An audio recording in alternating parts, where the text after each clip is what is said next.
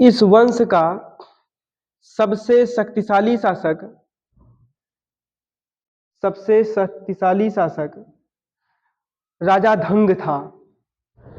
इस वंश का सबसे शक्तिशाली शासक कौन था?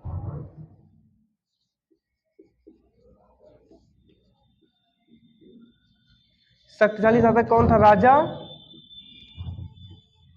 धंग। ठीक। चंदेल वंश चला कब से कब तक है? 831 से 1202। संस्थापक कौन था? नन्नुक। राजधानी कहाँ है? महोबा, उत्तर प्रदेश। अभी राजधानी बदलाएंगे हम। ठीक। इस वंश का सबसे शक्तिशाली शासक कौन था? राजा धंग। राजा धंग ने अपनी राजधानी कहाँ बनाया? खजुराहो। राजा धंग ने अपनी राजधानी महोबा से हटाकर कहां बनाया? खजुराहो। खजुराहो कहां है? लिख लीजिए, लिखिए। राजा धंग ने अपनी राजधानी खजुराहो को बनाया। खजुराहो है मध्य प्रदेश में। ठीक।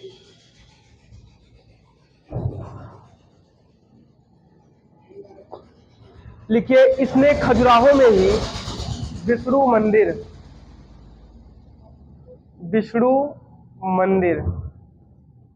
ठीक, इसने खजुराहो में ही एक विष्णु मंदिर का निर्माण करवाया।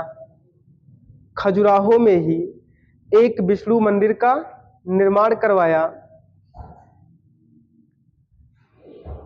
विश्वनाथ मंदिर का निर्माण करवाया। विश्वनाथ मंदिर कहां है? विश्वनाथ मंदिर। बाबा विश्वनाथ कहां है? देखो, उसको किसी और व्यक्ति ने करवाया था। हम खजुराहो वाले विश्वनाथ की बात कर रहे हैं। लिखिए, विश्वनाथ मंदिर का निर्माण करवाया। ब्रैकेट में कहा? खजुराहो। विश्वनाथ मंदिर का निर्माण करवाया, ब्रैकेट में खजुराहो। ठीक। बैजनाथ मंदिर कहां है?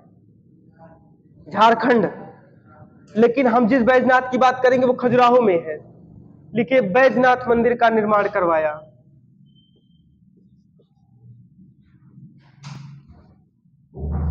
बैजनाथ सब शंकरे जी के हैं, ऊपर वाला विष्णु जी का है। ठीक। बैजनाथ मंदिर का निर्माण करवाया। ठीक। अगर उस तरह पूछे बैजनाथ मंदिर का निर्माण, तो आहूका नामक एक व्यक्ति ने करवाया था। आप लिख लीजिए, नोट करके लिखो। जो मेन बैजनाथ है कहां पे? झारखंड वाला, उनकी बात कर रहे हैं। नोट करके लिखिए। लिखिए, झारखंड में स्थित बैजनाथ मंदिर का निर्माण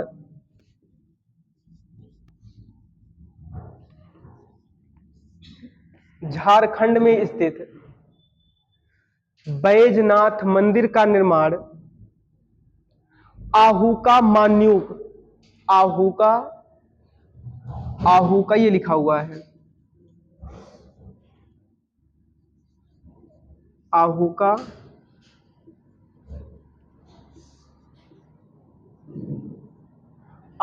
मान्यूक नामक व्यापारी ने करवाया था।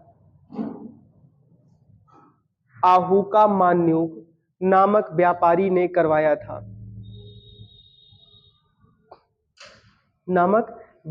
करवाया था। ठीक। पहले के राजा भैया बहुत अलग तरीके से होते थे। राजा धंग अपने समय के अंतिम समय में कहां चले गए? चले आए संगम, जहां चल रहा है महाकुंभ। ठीक। संगम पे आए, और संगम पे आने के बाद में क्या किए? वही दोआब का क्षेत्र, गंगा यमुना के, वही संगम पर भूखे प्यासे रहकर प्राण को क्या किए? त्याग दिए। लेकिन वो संलेखना नहीं है। संलेखना क्यों नहीं है? क्योंकि ये जैन धर्म को नहीं मानते थे। ठीक। तो संगम पर आके क्या किया? प्राण त्यागा। संगम पे 2025 में कितने लोग नहाने वाले हैं? लगभग कितने करोड़ व्यक्ति? लगभग 50 करोड़। ठीक। और पाकिस्तान की जनसंख्या कितनी है? लगभग 30 करोड़ मान लीजिए। ठीक। पूरा विश्व परेशान है। सबसे ज्यादा इस समय फेसबुक, यूट्यूब, इंस्टा जो भी आप लोग चलाते हैं, सबसे ज्यादा देखा जाने वाला चीज है, तो इसमें प्रयागराज चल रहा है। हर व्यक्ति परेशान है कि क्या ऐसा है प्रयागराज में जहां 50 करोड़ लोग आएंगे। अमेरिका की जनसंख्या 50 करोड़ नहीं है, ठीक। तो इतना लोग परेशान है कि कौन सा ऐसा आस्था का केंद्र है जहां पर 50 करोड़ व्यक्ति इकट्ठा होंगे, ठीक। मौनी अमावस्या आ रही है ना, मौनी अमावस्या को 8 करोड़ लोगों का आंकड़ा है और सरकार ने 10 करोड़ लोगों की व्यवस्था की है, ठीक। कुछ देश तो वैसे है ना कि 10 करोड़ की टोटल आबादी है, एक दिन की जनसंख्या वही प्रयागराज की है, ठीक। ये इतना बड़ा तो रिकॉर्ड है। अब पृथ्वी पे कोई ऐसा स्थान नहीं बचा है, जितनी भीड़ प्रयागराज में इकट्ठा होगी, भी करंट अफेयर में आ जाएगा ये। पृथ्वी पर कोई ऐसा स्थान नहीं है जहां पर एक साथ एक ही दिन जितने व्यक्ति इकट्ठा हुए हों, ठीक। वो सबसे बड़ा स्थान कौन सा हो गया है? प्रयागराज। इतना बड़ा स्थान अब कहीं से नहीं है। मौनी अमावस्या को फाफा मऊ सुने हो नहीं?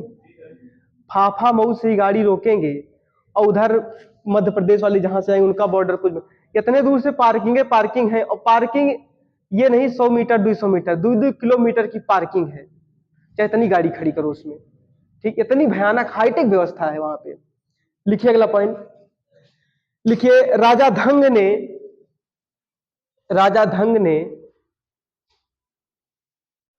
ने प्रयागराज के संगम पर प्रयागराज के संगम पर स्वेच्छा से प्राण त्याग दिए, स्वेच्छा से प्राण को त्याग दिए, प्राण त्याग दिए, ठीक। अच्छा, आप लोग जब जाएंगे प्रयागराज तो वहां किसकी पूजा होती है? बोलिए। गंगा की? नहीं, गलत। भगवान शिव की पूजा होती है, ठीक।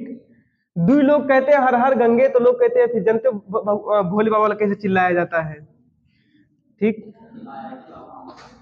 वहां पे एक से एक आप देखेंगे ना, बहुत बड़ी बड़ी हस्तियां भी हैं। एक लड़का गोरखपुर से गया था, वो लेक्चरार था, ठीक। लेक्चरार था तो वो गलती से आईआईटी बाबा के पास चला गया। आईआईटी बाबा से मिला तो कहा हमको ये सब नौटंकी नहीं, केवल आ गए हैं तो दर्शन कर रहे हैं, ठीक। तो उसने पूछा कि बाबा ने पूछा कि आप क्या किए हो? तो कहा मैं बीएड और प्लस एमए, मैं लेक्चरार हूं इंटर कॉलेज का। तो लड़के ने पूछा आप क्या किए हो? तो कहा रुड़की आईआईटी इंजीनियर। तब उसको समझ में आया कि ये तो हमारा बाप है। अरे 1.5 करोड़ का पैकेज था उसका, ठीक। हल्के में नहीं है, जिंदगी में कमाई है 1.5 करोड़। तो भैया हल्के में ना लो। प्रेमानंद महाराज को देखे हो कि नहीं? उनके साथ जितने भी चलने वाले हैं, कभी उनका गूगल करना, वो सब कोई पीएचडी होल्डर है, कोई बहुत बड़ा एमबीबीएस है, ऐसे सब है। प्रेमानंद महाराज के पास कोई व्यक्ति ऐसा नहीं है जो ऐसे एक अच्छा बीए करके उनके साथ ज्वाइन हो गया हो, ऐसा कोई नहीं है, सब बड़े बड़े हैं, ठीक। लिखिए अगला, इसी वंश में एक व्यक्ति आया था, कौन? परमर्दी देव, ठीक। लिखिए, लिखो, इस वंश का महानतम शासक राजा धन कौन थे? शक्तिशाली, ये महानतम। इस वंश का महानतम शासक राजा परमर्दिदेव थे। राजा परमर्दिदेव थे, परमर्दिदेव थे, जिनके सेनापति आल्हा और उदल थे, जिनके सेनापति आल्हा और उदल थे, आल्हा और उदल थे, आल्हा और उदल थे। किससे परमर्दिदेव लड़ते थे? पृथ्वीराज तृतीय, ठीक। इनको झलरा कर दिए थे। नाम क्या है? पृथ्वीराज तृतीय का एक बहुत योग्य सेनापति था, क्या नाम था? चामुंडा या चामुंडा राय? चामुंडा राय, ठीक। तो ये चामुंडा राय ने क्या कर दिया? कौन सा युद्ध? महोबा। महोबा का युद्ध के दूसरा नाम क्या है? हाँ, महोबा का युद्ध 1182। इसी का नाम क्या है? एक रात्रि का युद्ध। ठीक। इसी युद्ध में पृथ्वीराज तृतीय के सेनापति चामुंड राय ने आल्हा और उदल को क्या किया? मार दिया। ठीक। मारा तो था स्पेशली उदल को, बाद में वो भी मारे गए, मारा लेकिन वही व्यक्ति था। ठीक। लिखिए अगला पॉइंट। जब आप आल्हा सुनिए ना तब वहां बताता है इस चीज को। अगला पॉइंट लिखिए भैया। अब हुआ क्या, ऐसे सुनो। हुआ क्या, तो परमदिदेव हारा किससे? पृथ्वीराज से। और पृथ्वीराज के जीव पे एक व्यक्ति और लगा था, या खैहसी व्यक्ति था, कौन? ठीक। पृथ्वीराज तृतीय के कितने दुश्मन? देखो इधर, पृथ्वीराज तृतीय का एक दुश्मन कौन है? गौरी। सन लिख दे रहे हैं, सन लिख दे रहे हैं 1900 1191 से हराया। 1819 बार, वो अलग चीज है। ठीक। इस व्यक्ति से दुश्मनी कब हो गई? 82। ठीक। जयचंद से दुश्मनी कब हो गई?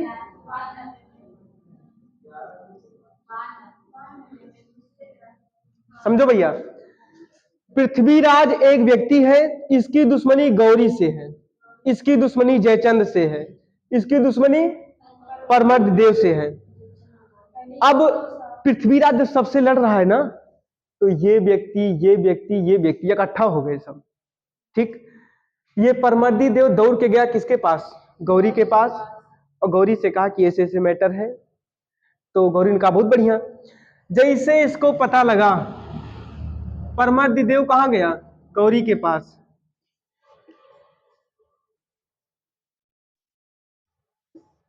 इसी का सेनापति था अजय देव।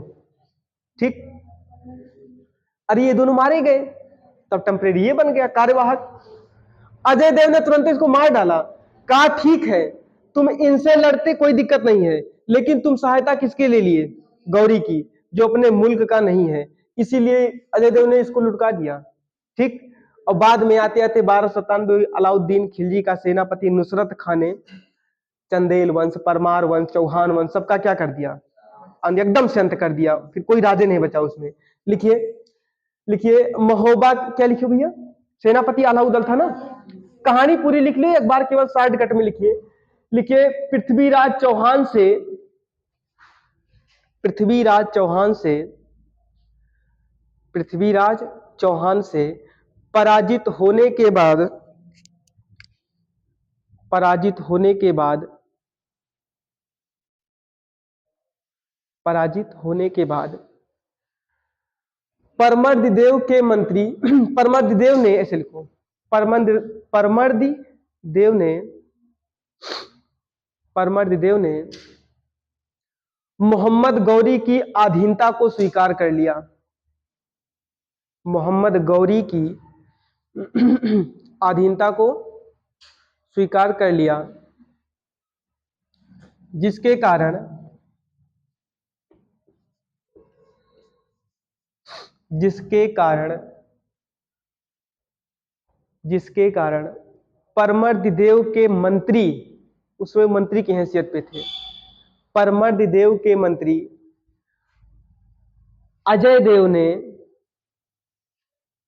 परमर्दिदेव के मंत्री अजय देव ने, अजय देव ने परमर्दिदेव की हत्या कर दी,